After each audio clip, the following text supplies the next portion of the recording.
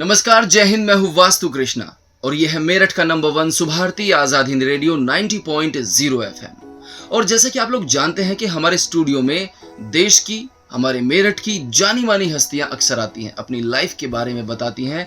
हम जैसे युवाओं को मोटिवेट हस्तियां आती हैं और करती हैं।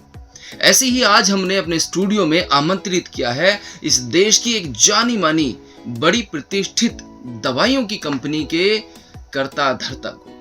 तो चलिए मिलकर स्वागत करते हैं हमारे आदरणीय HS सिसोदिया जी को। सर, आपका बहुत बहुत स्वागत है हमारे रेडियो में। थैंक यू भाई। तो सर, बहुत सारे लोग देख रहे हैं और बहुत सारे लोग सुन भी रहे हैं हमारे रेडियो पर आपको। मैं चाहूंगा सबसे पहले लैम्फोर्ड बायोटेक के बारे में तो हम बात करेंगे ही, लेकिन सबसे पहले आपकी लाइफ के बारे में, जर्नी के बारे में बताएं, आपकी पर्सनल लाइफ के बारे में, बचपन के बारे में कुछ बताएं सर। देखिए, मैं गांव से, जिस गांव में पैदा हुआ उस गांव से, मेरे छोटे से परिवार से हूँ जी।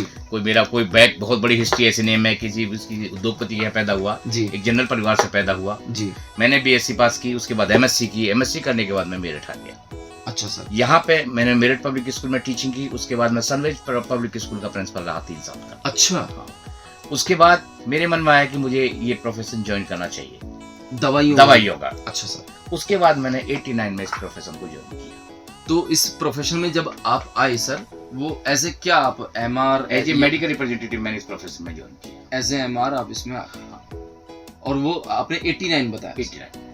अच्छा, ठीक है। उसके बाद सर फिर वो जर्नी क्या संघर्षपूर्ण रही? बहुत संघर्षपूर्ण रही। मुझे हाँ। कुछ नहीं पता, ABCD भी नहीं जानता था मैं इसके बारे में कि भाई मेडिकल रिप्रेजेंटेटिव का क्या जॉब है, कैसे है, कहाँ होता है, कैसे होता है जी। उसके बाद मेरी दिल्ली ट्रेनिंग हुई। ट्रेनिंग होने के बाद मैंने इस प्रोफेशन को ज्वाइन किया। अच्छा। धीरे धीरे मैं सीखता गया और मैं आगे बढ़ता चला गया जी। उसके बाद मैं इस प्रोफेशन में लगातार मेरी जो है निरंतर वृद्धि होती चली गई। मैं अपनी सेल पूरी करता चला गया। जो टारगेट मिलते थे मैं उसको पूरा, मेरी पहचान बनी सब। तो जब सर आप MR थे तब आप मेरठ में ही काम करते थे? जी, मेरठ में काम करते थे। तो उस दौर के बारे में थोड़ा सा बताएं, उस संघर्ष के बारे में बताएं, क्योंकि आज तो आप एक अच्छी कंपनी चला रहे हैं, लेकिन वो जो संघर्ष वाला दौर होता है, मेरे जैसे बहुत सारे लाखों करोड़ों युवा हैं जो किसी न किसी वजह से सक्सेसफुल होना चाहते हैं लेकिन संघर्ष कर रहे हैं। तो आपकी स्टोरी का वो पॉइंट थोड़ा हम लोगों को बताएं जब वो संघर्षपूर्ण रहा। कई बार लगता है ना, डिमोटिवेट इंसान होता है, काम नहीं कर रहा है, मेहनत करने के बावजूद फल नहीं मिल रहा है। तो तब क्या कोई ऐसा दिन आपकी जिंदगी में आया था कि आप डिमोटिवेट हुए हो? हमेशा तो इंसान मोटिवेटेड नहीं रहता ना। कृष्णा जी, मेरा एक लक्ष्य था जी। जिस समय मैंने प्रोफेशन ज्वाइन किया उस समय मुझे मात्र 1500 रुपए मिलते थे। अच्छा सर। इस प्रोफेशन में बिना वकील के हम काम नहीं कर सकते, आज भी ना, उस समय करते थे। लेकिन मैं उस स्थिति में नहीं था, मुझे कोई वकील खरीद पाता। मैंने 3 साल तक पैदल वर्क किया और मेरा दाहिना हाथ बाएं हाथ से बढ़ा है। क्योंकि बैग होता था, बैग में सैंपल्स होते थे, विजुअल्स होते थे, लिटरेचर्स होते थे, तो इसकी वजह से दाहिने हाथ की लंबाई भी बढ़ गई। मतलब आपके पास कोई व्हीकल नहीं था और आप MR का काम? हाँ, MR का काम करता था। पैदल वर्किंग की मैं, पैदल वर्किंग 3 साल तक। और बैग इतना भारी रहता था उसको होल्ड करने के लिए मेरा दाहिना हाथ बाएं हाथ से आज भी लंबा है। ये मेरा प्रतीक हो गया कि मेरी मेहनत में मेरा दायां हाथ लंबा है और बायां हाथ छोटा। क्या बात है सर। तो जब वो बड़ा संघर्षपूर्ण समय था सर, आपके पास कोई व्हीकल भी नहीं था, कमाई भी बहुत ज्यादा नहीं थी, मात्र 1500 रुपए मिलते थे। 1500 रुपए। तब उस 1500 रुपए में आप अपने परिवार को कैसे चलाते थे या मैनेज करते थे सर? मैं घर में, जब यहाँ मेरठ में रहता था, बड़ा बेटा भी हो चुका था, किराए के मकान में रहता था जी। अपना भी खर्चा था, परिवार को भी चलाना, किराया भी देना, तो उसमें मुझे 1500 रुपए में मैनेज करना होता था। तो उस समय कंपनी की एक स्कीम होती थी कि अगर कोई अपने टारगेट को ज्यादा अचीव करेगा हम उसे इंसेंटिव देंगे। अच्छा। तो जो इंसेंटिव मिलता था मुझे, उस इंसेंटिव से मैं अपने आप को मैनेज करता था और 1500 रुपए में घर चलाता था। 3 साल तक मैं कंपनी का यूपी टॉपर रहा। आपने इतनी मेहनत उस समय पर? हाँ। क्या बात है सर। उस कंपनी का नाम बताना चाहिए? मेरे उस कंपनी का नाम Sol pharmaceuticals, SOL, standard organics limited. उसमें काम करता था। एल्डे एक ब्रांड आता था सेट्रिजिन का जी। 3 साल तक मैं ऑल इंडिया टॉपर रहा उसका। क्या बात है सर। मतलब उस संघर्षपूर्ण जीवन में जो आपका मेन पार्टनर बना, जो संघर्ष की दास्तान जो हम डिस्कस कर रहे हैं जिसके बारे में, वो आप स्वयं थे। आपका एटीट्यूड था कि आपने हार नहीं मानी। मेरे पास 2 ही ऑप्शन थे, ईमानदारी और मेहनत, जिसकी वजह से मैं आज इस मुकाम तक पहुंचा। क्या बात है सर। मुझे कोई नहीं जानता था, मैं यहाँ का रहने वाला भी नहीं था, ना मेरा कोई भाई डॉक्टर था, मेरा कोई रिश्तेदार भी डॉक्टर नहीं था, लेकिन इस मेहनत की वजह से आज मेरे बहुत भाई डॉक्टर हैं। क्या बात है सर। और आज मुझे ऐसा लगता है कि जितनी भी ये डॉक्टर्स की फैमिली है जो मेरे फील्ड से रिलेटेड है वो मेरे अपना परिवार लगा। मैं इस ऊंचाई तक पहुंचा दिया इन लोगों ने, क्या मुझे वो एक परिवार लगने लगा। उस समय मुझे कोई नहीं जानता था, जब आपने शुरुआत की मुझे कोई नहीं जानता था, मुझे ये भी नहीं पता था कि कौन लिखता है, क्या करना है, मुझे कुछ नहीं पता। आज के युवाओं में एक धारणा है, उनको ऐसा लगता है कि कोई ना कोई गॉडफादर तो जरूर होना ही चाहिए जो हमको सपोर्ट कर दे जी, जो हमारी हेल्प कर दे।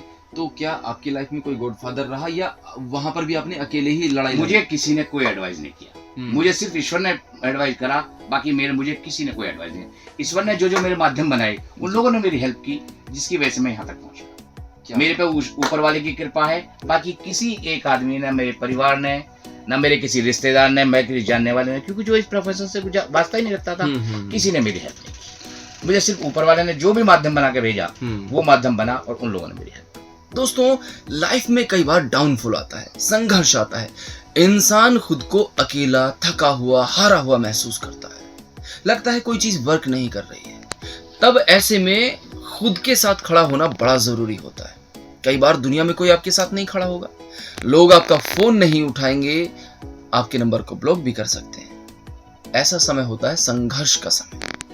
ऐसे समय को चीर कर आगे निकल जाना ही कामयाबी की पहली सीढ़ी बनती है। और ऐसे अनेक संघर्षों भरे पड़ावों को चीरते हुए जिन्होंने सफलता हासिल की, आज हमारे सामने वो हमारे आदरणीय एच.एस. सिसोदिया जी बैठे हैं। इनकी स्टोरी के बारे में बात करें।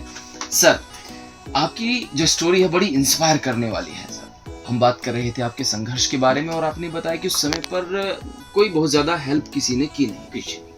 तो जब आप एमआर थे, आपके पास कोई वाहन भी नहीं था, आप अलग अलग डॉक्टर्स के पास जाते होंगे, तो कहाँ से वो पहली प्रेरणा मिली आपको कि किसी डॉक्टर ने कहा कि आप दवाई की कंपनी बना लो? वो क्या फेज था, उसके बारे में थोड़ा बताएं। जब मैं 18 साल का जॉब कर चुका था जी, मैंने 5-7 साल मेडिकल रिप्रेजेंटेटिव का, फिर मैं यहाँ की एक लोकल कंपनी थी जिसका सर्वे सर्वा रहा। अच्छा। हाँ, उस कंपनी का जहाँ जहाँ ऑपरेशन था उसका 5 स्टेट में ऑपरेशन था, लेकिन मैं उसका हेड था। अच्छा। मैंने वहाँ निस्वार्थ होकर सेवा इसलिए करी कि मुझे आगे बढ़ना था, मुझे पैसे नहीं चाहिए थे, मुझे प्लेटफॉर्म ऐसा चाहिए था जहाँ पे मैं अपने आप को प्रूव कर सकूं कि भाई मैं इस काम को सुचारू रूप से कर सकता हूँ। जी। वहाँ सैलरी भी मुझे 4 पार्ट में मिलती थी। अच्छा।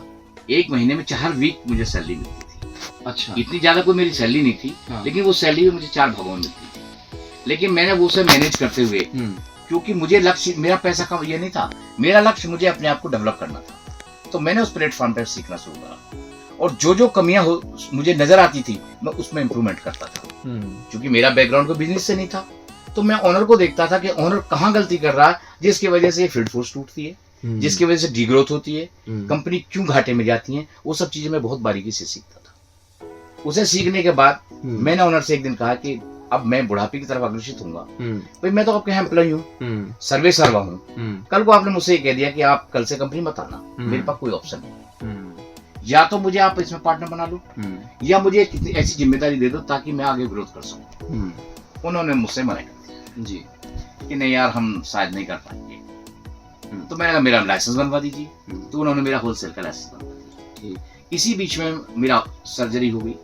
अच्छा। तो सर्जरी हुई, सर्जरी में मेरे हर्निया की सर्जरी हुई, उसकी गॉल ब्लैडर की सर्जरी थी जी।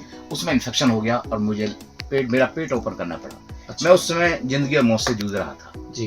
तो जब मैं जिंदगी मौत से जूझ रहा था तो उसमें मेरा दिव्य ज्योति में हॉस्पिटल में मेरा ऑपरेशन हुआ जी। तो वहाँ डॉक्टर संदीप सहगल हैं जो यहाँ के वरिष्ठ न्यूरो सर्जन हैं। अच्छा। वो मुझे रोज देखने आते थे। अच्छा। और वो मुझसे एक बात कहते कि जादूगर उठ, हमें बहुत आगे जाना है। अच्छा। तो मैं रोज ये सुबह विचार करता था कि ये मुझे रोज कहते हैं कि जादूगर उठ, हमें बहुत आगे जाना है। तो ये किस लिए कहते हैं मुझसे?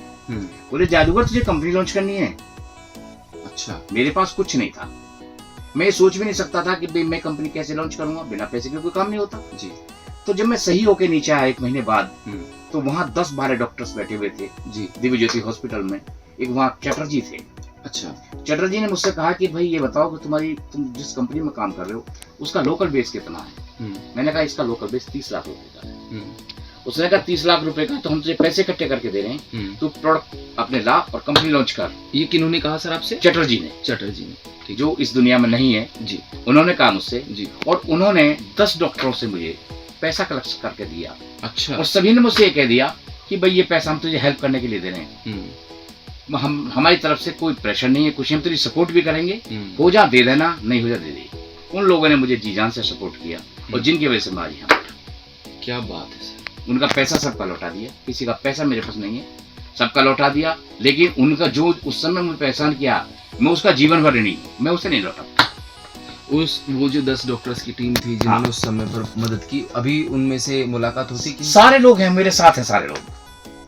अच्छा, क्या कहना चाहेंगे उनसे अभी? मैं ये कहना चाहूँगा डॉक्टर अनिल कुमार चौहान है, डबल एमडी मेडिसिन है, जो NS कॉलेज के सामने बैठते हैं। अनिल चौहान जी, अनिल जी चौहान। जी, क्या बात है। Doctor NP Singh Anand hospital से जी doctor Rahul Narayan orthopedic surgeon जी डॉक्टर हरीश मोहन रस्तोगी हैं, जी डॉक्टर संदीप सहगल भी अपने आप में वही हैं, जी डॉक्टर मनोज शर्मा पीडियाट्रिशियन है जो उससे गंगानगर से हैं, जी और आपका डॉक्टर संजय गोयल है जो इविज पे बैठे हुए हैं। जी। इन लोगों ने मुझे भरपूर मात्रा में सहयोग दिया, मैं आजीवन इनका ऋणी हूँ। क्या बात है। तो मैं भी इन सभी डॉक्टर से ये कहना चाहूंगा कि सर उस समय पर हमारे आदरणीय HS सिसोदिया जी की आपने मदद की, और जब किसी का डाउनफॉल होता है तब ज्यादातर लोग उससे कन्नी काट लेते हैं, लेकिन आपको नमन करता हूं कि ऐसे समय पर आपने हमारे सर पर उपकार किया, जैसे कि सर ने कहा, लेकिन आज आपने भी जबरदस्त सर सफलता हासिल की और उनका सीना भी फक्र से चौड़ा। हाँ बिल्कुल, वो भाई वो कहते भाई मेरे भाई है।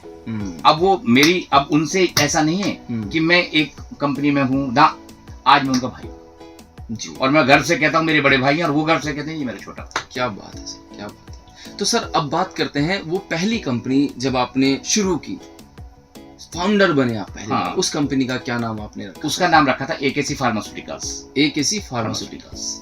और फिर उस कंपनी के फिर खुद ही आप MR भी बने गए? मैं जब कंपनी लॉन्च, AKC फार्मास्यूटिकल्स नाम से हमने कंपनी लॉन्च की। ठीक है सर। इसकी फुल फॉर्म भी मैं आपको बता देता हूँ जी। हमने रखा अनिल कुमार चौहान के नाम से। अच्छा। हाँ, AKC फार्मास्यूटिकल्स। अच्छा अच्छा। उस कंपनी में एज मेडिकल रेप काम करा, एज मैनेजर काम करा, हम 4 लोगों की टीम हुआ करती थी। अच्छा। हमने यहाँ काम से शुरुआत की। सर ये साल कौन सा रहा? ये बात 2010 की। 2010 की। ठीक। 2010 में जब कंपनी लॉन्च की तो हम 3 रिप्रेजेंटेटिव और चौथा मैं था। मैं हॉस्पिटलाइज हो गया, जब प्रोडक्ट बन के आए तो मैं हॉस्पिटलाइज हो गया जी। मेरी सर्जरी हुई और जीवन और मौत के बीच में ऐसा हो गया कि बच भी सकता नहीं हुआ। अच्छा। दोबारा से जी जी, दोबारा फिर से। दोबारा से। उसके बाद कंपनी में प्रोडक्ट फ्लॉट हो गए। दिवाली के नजदीक था उस समय। हमारे पास मात्र 8 प्रोडक्ट थे और 8 प्रोडक्ट होने के बाद में इन सबको पता लगा वही वो तो हॉस्पिटलाइज हो गया, प्रोडक्ट बिकने शुरू हो गए। उस समय डेंगू आ गया 2010 में। ठीक। तो जो मैं ये सोच रहा था कि मेरा 8 महीने का स्टॉक बिक ही जाएगा, वो मेरा 1 ही महीने में कंज्यूम हुआ। ठीक। और मैंने 35 लाख की सेल उस पहले महीने लॉन्च की। क्या बात है। तो अचानक फिर सफलता का स्वाद आपने पहली बार चखा। जब मैं मेरा स्टॉकिस्ट वहां पहुंचा मुझे देखने को 2 बजे रात को, तो मैं ICU से बाहर आया। मैंने पूछा क्या स्थिति है पंकज? उसने कहा भाई साहब आराम से लेट रहो, परेशान ना होना, आप सोच भी नहीं सकते, आप वहां खड़े। क्या बात है। तो वहां से 2010 से सफलता का जो पहला कदम आपका उस और बढ़ा और उसके बाद लगातार आपने निरंतर सफलता मिलती रही। उसके बाद 8 प्रोडक्ट से 80 हुए और आज हम 650 प्रोडक्ट्स लेके 650 प्रोडक्ट लेके कंपनी रन कर रहे हैं। 9 डिवीजन है हमारे पास। और सर कहाँ कहाँ पर अपने प्रोडक्ट? और 9 स्टेट में ऑपरेशन है। अच्छा। तो आज की डेट में अगर हम बात करें, सफलता इसी को कहते हैं जो आपने हासिल की है और आपने यकीनन बहुत मेहनत की है सर। लेकिन वो जो संघर्ष का दौर होता है, हम 2 मिनट में उसके बारे में बात तो कर सकते हैं, लेकिन वो जब हम फील करते हैं, जैसा कि मैं समझ सकता हूँ कि जब आप उस फेज में गए, जब उस दौर की बात कर रहे थे, तो संघर्ष जिसके ऊपर गुजर रहा होता है बड़ा पीड़ादायक होता है ना सर?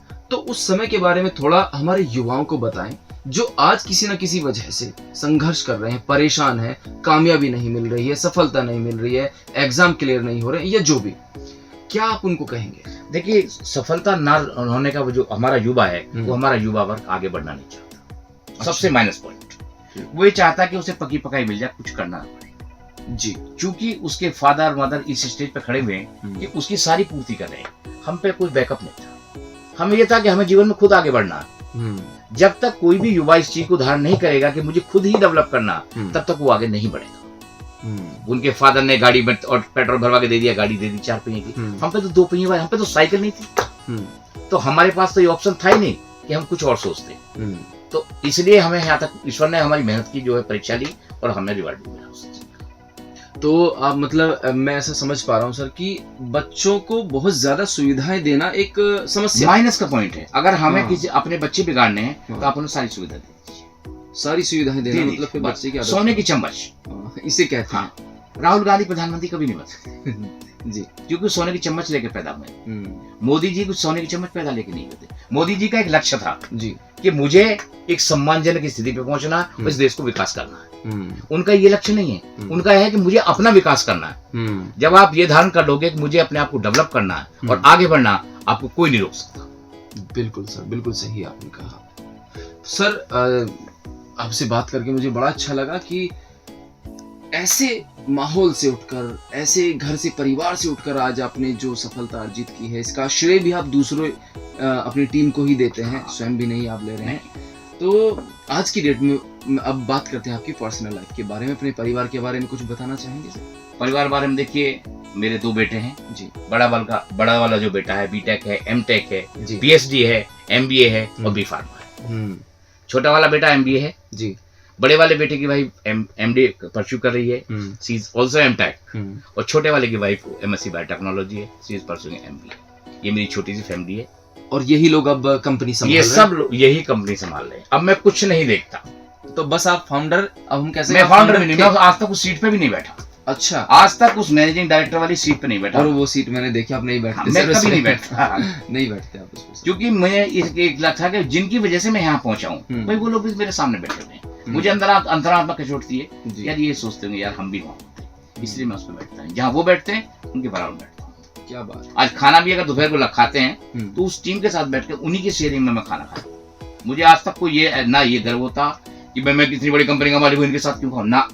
मेरे लिए जैसे वो आज पहले थे ऐसे वो आज एक परिवार है। और आज जो देखिए 17 साल से लोग मेरे साथ जुड़े, आज ड्राइवर भी 18 साल हो गए। मतलब एक बार जो आपके साथ जुड़ गया वो हमेशा के लिए। और ड्राइवर की कहानी सुनिए, मेरे पास 4 व्हीलर भी नहीं था।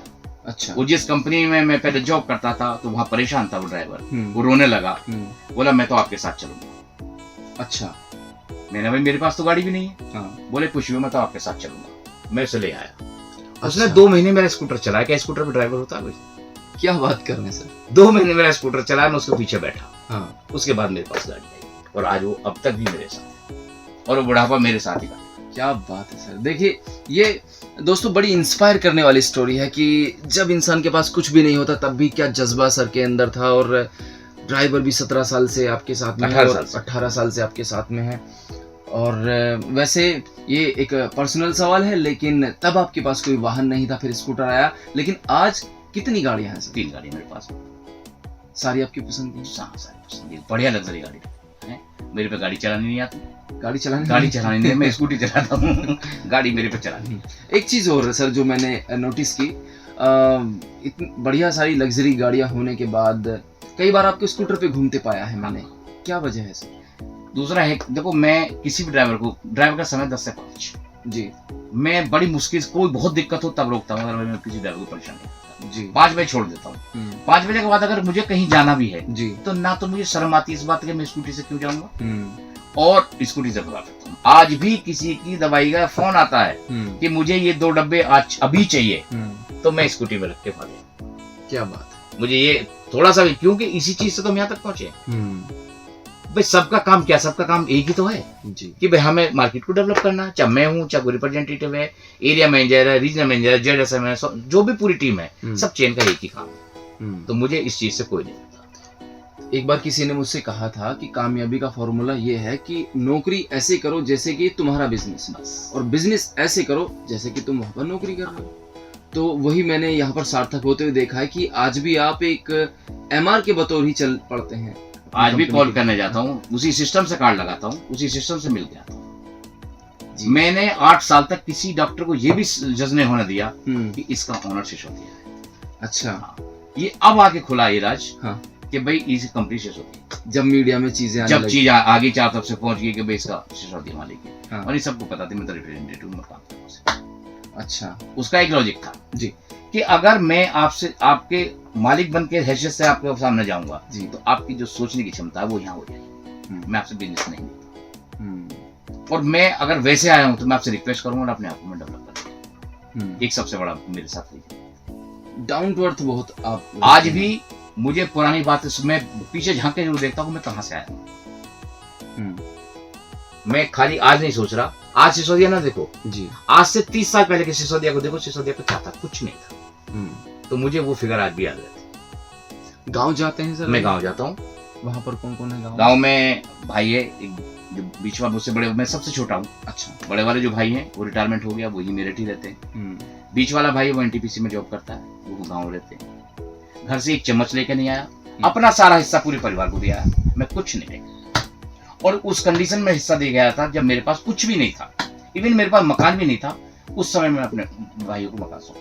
और उनका प्रेम और आशीर्वाद है कि आज आपका हमेशा सफलता अर्जित की है। भाई मैं कहता हूँ उनकी वजह से मैं यहाँ तक पहुंचा। बिल्कुल। हो सकता है वो मुझे ना प्यार करते, यहाँ तक पढ़ा देते लिखाते, बड़े भाई ने मेरे साथ बहुत मेहनत की जी।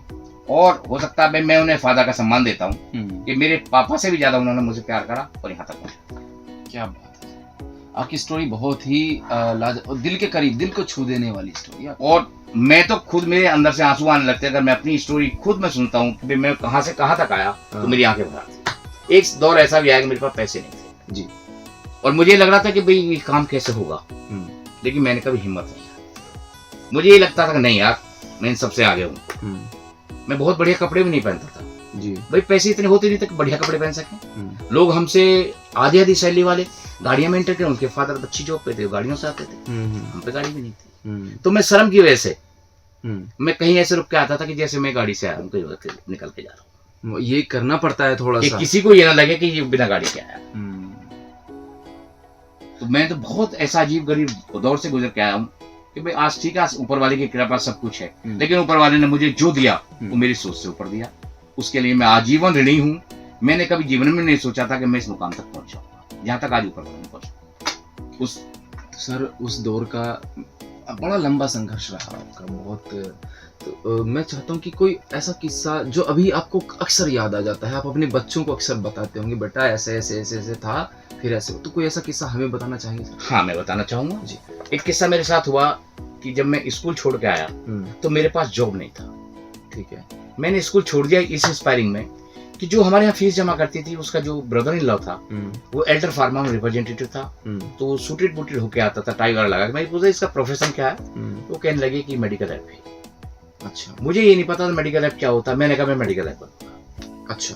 मैं चला स्कूल को छोड़ के विदाउट रेजिग्नेशन और मैं चला। तो कोई मेडिकल रैप की नौकरी ऐसे थी पेड़ पर रखी हुई, मैं उठा के लिया जी। मैं छोड़ के चला, मुझे जॉब नहीं मिली। मेरे गांव के एक सज्जन थे, उन्होंने आके डिपार्टमेंटल स्टोर खोला। वो पढ़े हुए नहीं थे, उन्होंने कहा एक काम करो, हम और आप आधे आधे में रहते हैं। मेरे पास पैसा भी लगाने के लिए नहीं था, मेरे पास सिवा अपनी मेहनत के कुछ नहीं था जी। उन्होंने कहा आप मेहनत खुद करो, मैं परचेज करके लाऊंगा, आप दुकान चलाओ और जो प्रॉफिट आएगा उसमें आधे आधे। 2 महीने तक हमने वो प्रोफेशन में उसी डिपार्टमेंट स्टोर को चलाया और जीरो सेल से हम 10-15 हजार रुपए पर डे की सेल उठाते थे जी। लेकिन उसने 2 महीने मुझे 1 रुपया भी नहीं दिया। अच्छा। तो जो हमारे यहाँ टीचर थी वो एक दिन रिक्शे से निकल के जा रही थी, उन्होंने मुझे देखा और लौट के वापस आ गए। अरे सर नमस्ते। अरे सर आप तो लाला हो गए। अच्छा, आप तो कुर्ता पजामा पहन के तो लाला हो गए। मुझे उस दिन लगा के यार नहीं, मैं गलत जगह। मैंने उसी दिन डिसाइड किया मैं भी छोड़ दूं। मैंने बिना उसके मैं वहां से आना बंद कर दिया। अगले दिन न्यूज़पेपर में वैकेंसी निकली, मैंने जाके इंटरव्यू दिया, मेरा नोएडा सिलेक्शन। अच्छा। उस 4 महीने में मुझसे किसी भी आदमी ने आज तक ये नहीं पूछा कि तेरे बच्चे किस तरीके से पलेंगे, तेरे पास साधन क्या होगा, तेरे पास पैसे हैं या नहीं। मेरी वाइफ ने बहुत सहयोग करा। बड़ा संघर्ष, बहुत संघर्ष का समय था, उसने बहुत सहयोग करा, उसका भी आभारी हूँ। बच्चे पालना और बच्चे पढ़ाना सारा श्रेय उसको। यानी कि आपके जो बड़े बेटे हैं उनका बचपन भी तकरीबन संघर्षपूर्ण जीवन उन्होंने भी देखा। उन्होंने हाई स्कूल तक देखा मेरा साथ तो, लेकिन ना कभी उनकी फीस लेट हुई, ना कभी ट्यूशन फीस लेट हुई। क्योंकि मैं प्रिंसिपल रहा था तो मुझे पता था कि अगर फीस नहीं जाती तो हम बच्चों को खड़ा करके देते, कल मत आने स्कूल। तो वो सब चीजों को देखते हुए उनको सब मैनेज करके चलता था। बच्चों को पढ़ाने का शौक था। मुझे ये तमन्ना थी यार बच्चे बहुत अच्छे क्वालिफाई हो जाने चाहिए। बड़ा वाला जो बेटा है वो थ्रू आउट टॉपर है और 90+ पार है। इवन MBA में भी 92% है उसकी जी। IMT से MBA पास आउट है वो, जी। यहाँ का भी टॉपर है वो। क्या बात। और छोटा वाला 80+ वाला है। तो हम ये कह सकते हैं वो सोने की चम्मच नहीं, सोने की ट्रॉफी लेके पैदा हुए हैं। हम ऐसा कह सकते हैं, क्योंकि आपने उन्हें वो संस्कार दिए भी हैं और उन्होंने खुद भी वो संघर्ष उन्होंने देखा, मुझे देखा है कि एक संघर्ष में जीवन कैसे बिता कैसे और हम इस संघर्ष से बाहर नहीं निकलेंगे तो हमारा क्या आसान होगा। भाई हमारे पास कोई ऑप्शन भी नहीं है ना। भाई हम पे कोई ऐसा तो नहीं कि फादर की बहुत सारी फैक्ट्रियां चल रही हैं, कोई बात नहीं, एक फैक्ट्री हम भी संभाल लेंगे, ऐसा कुछ नहीं। उनका एक लक्ष्य था कि अगर हम नहीं करेंगे तो हम कुछ नहीं कमा पाएंगे। तो सर जो काम करने का आपका पैटर्न रहा, क्या उसको फॉलो करते हैं आप? आज भी मैं फॉलो करता हूँ। हाँ, बच्चे फॉलो नहीं करते। बस अच्छा। ये बच्चों में ईमानदारी है, वर्क करने की क्षमता बहुत है, लेकिन जिस लाइफ से मैं यहाँ तक पहुंचा वो उन्हें पसंद है। मेरा अपना ये था कि मैं ठीक 7 बजे घर छोड़ देता। अच्छा। बच्चे 7 बजे घर नहीं छोड़ सकते जी। भाई, वो उनका उठना 7 बजे है तो वो घर नहीं छोड़। लेकिन ये है कि जो इस टाइम है ऑफिस का, सही टाइम पे पहुंचना, सारे काम मैनेज करना। वो बहुत सारे काम ऐसे जिन्हें मैं नहीं कर पाता वो लोग करते हैं। आज मीडिया का युग है, सारे सब कुछ कंप्यूटराइज कर दिया, उन्होंने मैं नहीं कर पाता। तो उस काम में तो बहुत दक्ष हैं। लेकिन जैसे मैं 7 बजे छोड़ देता था वो समय कुछ और था। आज 7 बजे कोई डॉक्टर भी नहीं मिलता जी। मैं घर जाके मिल के आता था लोगों से। मैं 10 बजे तक जिनसे मिलना होता था मैं 10 बजे घर से मिल के वापस आया। तो जब सर आप MR थे, दूसरी कंपनीज के लिए काम करते थे, तो उस समय के उस प्रोफेशन में, MR के प्रोफेशन में और आज के समय में कोई परिवर्तन, कोई बदलाव आप देखते हैं? बहुत बड़ा चेंज है जी। हमने जब मेहनत करी, हम उनसे संबंध बनाते थे, पारिवारिक संबंध बनाते थे। अच्छा। हमारा लक्ष्य ये था कि पारिवारिक अगर हमारे संबंध है तो बिजनेस ऑटोमेटिक हो जाएगा। अब लोग प्रोफेशनली बनाते हैं। वो ये चाहते हैं कि कृष्णा जी साथ मेरा काम है तो मैं कृष्णा जी से जुड़ा रहूं जी। अगर कृष्णा जी से मेरा काम नहीं तो मैं छूट जाऊं। इसलिए हमारी डिग्रोथ हुई। हमारे जिस भी डॉक्टर्स के साथ, किसी मेडिकल स्टोर वाले के साथ, किसी होलसेलर के साथ, जिससे भी संबंध है उससे पारिवारिक संबंध है। उससे कोई ऐसा नहीं है कि तू मेरे साथ बिजनेस करेगा तो ही मेरे संबंध। और डॉक्टर ऐसे हैं जो मेरी 1 रुपए की दवाई नहीं लिखते, लेकिन आज उसे पारिवारिक संबंध है। तो यानी कि उस समय में ये था, रिलेशंस बड़े आत्मिक बनते थे, है ना, आत्मिक संबंध हो जाया करते थे। आज वो थोड़ा सा देखने के लिए नहीं मिला। क्या बात है सर, आपकी स्टोरी बहुत ही इंस्पायरिंग है, हमें बहुत अच्छा लगा सर। आप कुछ कहना चाहेंगे सर? जो लोग देख रहे हैं, जो लोग सुन रहे हैं आपकी बात, किसी को कोई मैसेज, को संदेश देना चाहेंगे? मैं सभी दर्शकों को, सभी श्रोताओं को ये संदेश देना चाहता हूँ कि वो चाहे बड़े हों, छोटे हों, बच्चे हों, एक तो उनके अंदर ईमानदारी जरूर होनी चाहिए और कुछ करने की लग। अगर वो लगातार मेहनत कर रहे हैं और ईमानदारी है तो उनमें कोई दुनिया की ताकत ऐसी नहीं होगी जो उनकी तरक्की से होगी। क्या बात है सर, आप हमारे स्टूडियो आए, आपने अपने इतनी बिजी लाइफ से हमें इतना कीमती समय दिया, सबसे पहले तो उसका बहुत बहुत शुक्रिया सर। और आपको सुभारती परिवार देखकर, सुभारती का ये प्रांगण देखकर और ये हमारा रेडियो देखकर कैसा लगा सर? देखिए, सुभारती प्रांगण देख के, सुभारती रेडियो देख के, सुभारती इटसेल्फ देख के जी, इनके ओनर को 100 तोपों की सलाम। हमारे जो परमादरणीय अतुल कृष्ण जी जो हमारे फाउंडर महोदय हैं, सलामी है कि उन्होंने अलग शहर बना दिया, उन्होंने इस शहर के लिए वो कर दिया जो नहीं सोच सकता। और सर जो जैसा कि आप देखेंगे ना, हमारे रेडियो का नाम आजाद हिंद रेडियो है। परमादरणीय जो हमारे पहले नेताजी रहे, रियल नेताजी सुभाष चंद्र बोस जी, उन्हीं का सपना था ये। तो हमारे जो संस्थापक महोदय हैं, उन्होंने रेडियो का नाम आज़ाद हिंद रेडियो रखा। तो विजन जो है हमारा और जो मिशन है, जो उन्होंने हमको आदेशित किया है कि नेताजी के मिशन को लेकर आगे बढ़ना है। तो वाकई सर आपने ठीक कहा। चलते चलते क्या कुछ कहना चाहेंगे सर हमारे दर्शकों से और हमारे श्रोताओं से? 2 शब्दों में सर। हाँ, दर्शकों और श्रोताओं को लिए कहूंगा भाई, आजाद हिंद फोन को ज्यादा से ज्यादा लोग सुने, अच्छे गाने देते हैं, चमोटे हमें बातें सुनाते हैं जी। और जहाँ कृष्णा जी जैसे हों और पंकज भाई जैसे हो तो वहाँ फिर कुछ किसी चीज की कमी। क्या बात है सर, आप हमारे स्टूडियो आए उसके लिए बहुत बहुत शुक्रिया सर। नमस्कार, जय हिंद।